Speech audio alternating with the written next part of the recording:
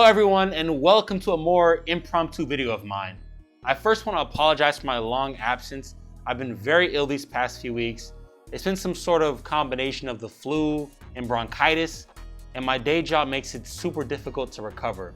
But I plan to get back on my main production schedule sometime this week, if my body allows me to.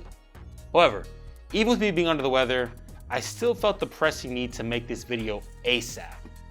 So if I cough sometimes or struggle through a few sentences, I'm sorry in advance. However, we have a problem, and it's not one that started a few weeks ago. There is a fundamental divide in the way some Chinese businesses approach customer relations and the expectations of their Western customers. And that divide is a bit of a slow cancer for the retro handheld community. But before I get ahead of myself, let me recap the latest in community drama. Pretty much every retro handheld company finds themselves in the hot seat occasionally. But today that honor goes to Retroid and their Retroid Pocket Mini, a handheld marred in a myriad of controversy and has somehow managed to keep the ire and short attention spans of the community members stoked for months on end. That's very impressive. Retro gaming hardware enthusiasts have notoriously short attention spans for this kind of nonsense. So for the uninitiated, allow me to walk you through the timeline. Starting on October 18th, 2024, Retroid Pocket Mini color controversy.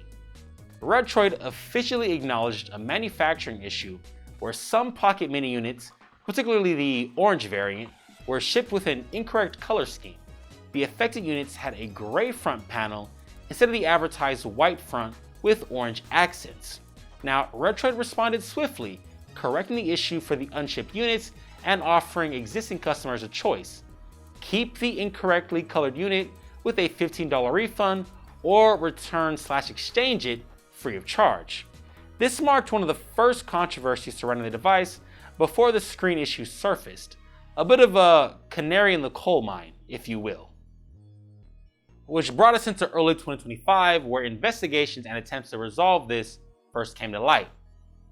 Throughout early this year, both the community and Retroid undertook serious efforts to diagnose and address the display problems. Some users speculated the issue stemmed from the screen's subpixel layout or resolution discrepancies. Now, Retroid collaborated with Qualcomm and their suppliers, hoping to identify a software-based solution, but nothing came up at the time. Which took us to March 6th of this year, official acknowledgement of hardware limitations. So, Retroid announced that the display issues were inherent to the screen's hardware and could not be rectified through software updates. The company explained that the problem was linked to the screen's driver and an image optimizing engine that adversely affected shader applications. How unfortunate. People were left to stew for 2 days until March 8th when they announced their limited return policy. In response to the unfixable display problems, Retroid introduced a limited return policy. From March 8th to March 14th, the company accepted returns from non-China based customers, limited to the first 200 requests. Customers were initially required to cover return shipping costs, with Retroid promising reimbursement. Additionally, all Pocket Mini owners were offered a $10 coupon for future purchases. Fast forward another 2 days, and on March 10th, community backlash and further developments happened. The limited return policy led to dissatisfaction within the community, with many feeling that the measures were, shall you say, insignificant or insufficient. Subsequent investigations revealed that the Retroid Pocket Mini's display might not match the advertised specifications. Specifically, the screen was identified as the same panel used in the LG Wing's secondary display, featuring a 1240 by 1080 resolution with a 31 by 27 aspect ratio, differing from the advertised 1280 by 960 resolution with a 4 by 3 aspect ratio. Which took us to March 15th, Retroid's commitment to a hardware solution. So, facing more ongoing criticism, Retroid announced a significant initiative to develop a custom-made screen addressing the identified issues. The company disclosed that its CEO secured a bank loan using personal property as collateral to fund this endeavor. Big ouch. Which takes us to March 16th, where Retroid allegedly considered suing a reviewer. This brings us to their Chinese community manager named Max, who stated in a chat that the company initially planned to sue Vettel Griffin, a content creator who published an investigative post on the Retroid Pocket Mini screen issues. Max claimed the post was entirely fabricated, but noted that Retroid decided not to proceed with legal action due to their upcoming product launch. This revelation intensified criticism towards the company, with some accusations of them attempting to silence negative coverage rather than addressing consumer concerns. Now let me attach a giant caveat to this by saying it's all an alleged event.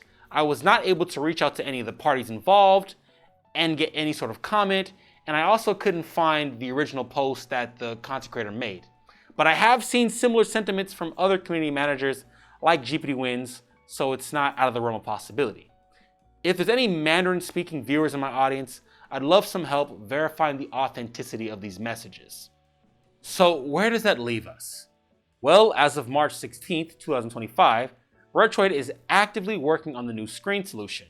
The community remains attentive, anticipating further updates on the development and implementation of the hardware fix. And I have no doubt that Retroid will rectify the issue.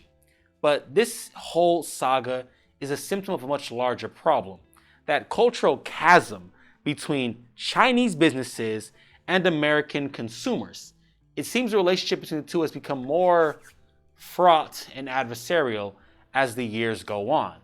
You know, it can often feel like we're just nuisances to these overseas companies, not valued customers, but rather an unfortunate side effect of doing business internationally. When issues arise, there's often an instinctive defensiveness from companies like Retroid, a hesitation to fully admit fault, a sort of opaque return policy, and a lack of customer-first mentality that's been ingrained in Western commerce for over a century. American consumers are used to businesses practically bending over backward to maintain goodwill, whereas in China, the approach is much more pragmatic. Business ascensions prioritize sustainability, relationships, and long-term strategy over short-term appeasement. It's a classic case of misaligned expectations. Western consumers expect swift, transparent resolutions, and when they don't get them, outrage builds. Meanwhile, Chinese businesses operating in a vastly different market culture often don't fully grasp the weight of these expectations until the backlash is already at their doorstep. The late Tony Hsieh, former CEO of Zappos, once said, "Customer service shouldn't just be a department, it should be the entire company." That philosophy is the bedrock of modern Western customer relations, but it's not necessarily the norm in the East. And to be fair, this disconnect isn't purely the fault of one side. We as consumers have grown accustomed to the Amazon era of instant refunds and unquestioned returns, sometimes to an entitled degree. The expectation that every company, regardless of size or origin, should operate by American standards is itself a bit naive. Now, Chinese businesses, on the other hand, could benefit from recognizing that in order to thrive in Western markets, a more proactive approach to customer relations is needed. The days of simply expecting customers to adapt to their way of doing things are over. So what's the path forward? Do we continue the cycle of miscommunication, anger, half-measured resolutions? Or do we start fostering better business-to-consumer relationships by acknowledging these differences and working toward mutual understanding? One thing is certain, gaming is supposed to unite people, not create culture wars over screen defects. And before I sound like some armchair philosopher or sophist, I want you to know that I'm totally aware of my biases and limitations. I am no King Solomon. I will not be splitting a retro handheld down the middle in order to broker peace between peoples. However, the good news is, I don't have to. This disconnect isn't insurmountable. The reality is that Western consumers and Chinese businesses need each other. Western gamers rely on affordable, innovative hardware from China, and Chinese companies depend on the Western market to expand their global reach. The challenge isn't whether we can get along, but rather how do we bridge the gap in a way that respects both parties' expectations and cultural norms? So, feedback time. What can Chinese companies do? Well, to start, more transparency would be nice. One of the biggest frustrations in a situation like this is that, that feeling of being left in the dark. Customers don't expect perfection, but they do expect honesty. If it's a known issue, companies should communicate it clearly even before launch. Western consumers are far more forgiving when a company openly says, hey, we encountered a problem, here's what we're going to do to fix it. The more a company tries to obscure issues, the worse the backlash will be when the truth inevitably comes out. They could also try better customer support infrastructure. Chinese companies selling internationally need to recognize that Western consumers expect quick responses, clear refund policies, and accessible support. This doesn't mean necessarily adopting the no questions asked return policies of Amazon, but it does mean establishing predictable and fair processes. That might involve hiring regional customer service teams who understand Western expectations, or simply making sure return policies are clear and more flexible. And finally, one that's probably most important to me is engaging with the community in good faith. Many Chinese tech brands rely on grassroots marketing, word of mouth, influencer partnerships, and community-driven hype. This is great when things go well, but when issues arise, these companies often retreat rather than engaging constructively.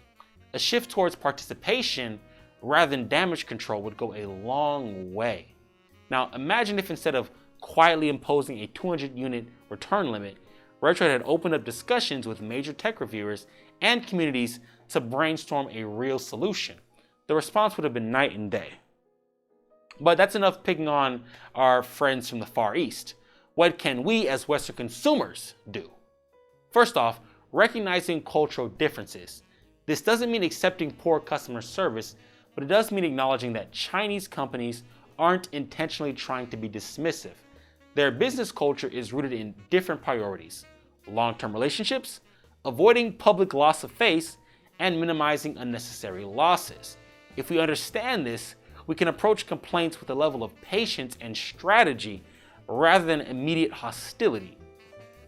We could also try positive constructive feedback instead of outrage. Western customers have power, a lot of power: public perception, reviews, influencer coverage that can all make or break an international product. But there's a fine line between holding companies accountable and creating a hostile environment. When issues arise, consumers should push for solutions without resorting to dogpiling or knee-jerk accusations of fraud. A company is far more likely to listen to well-reasoned, persistent criticism than an online mob demanding boycotts. Remember, you catch more flies with honey than you do vinegar. And of course, we could also understand the realities of budget hardware. Many of the Chinese handhelds we love exist because of a delicate balance between affordability and performance. We're not dealing with multi-billion-dollar giants like Nintendo or Sony. We're dealing with companies operating on much slimmer and tighter margins. Now, that doesn't excuse bad business practices, but it does mean that expecting flawless premium tier service from budget tier companies might be setting ourselves up for major disappointment. And to be clear, none of this is about letting either side off the hook. Chinese companies absolutely need to evolve if they want to thrive in international markets, and Western consumers have every right to demand better treatment.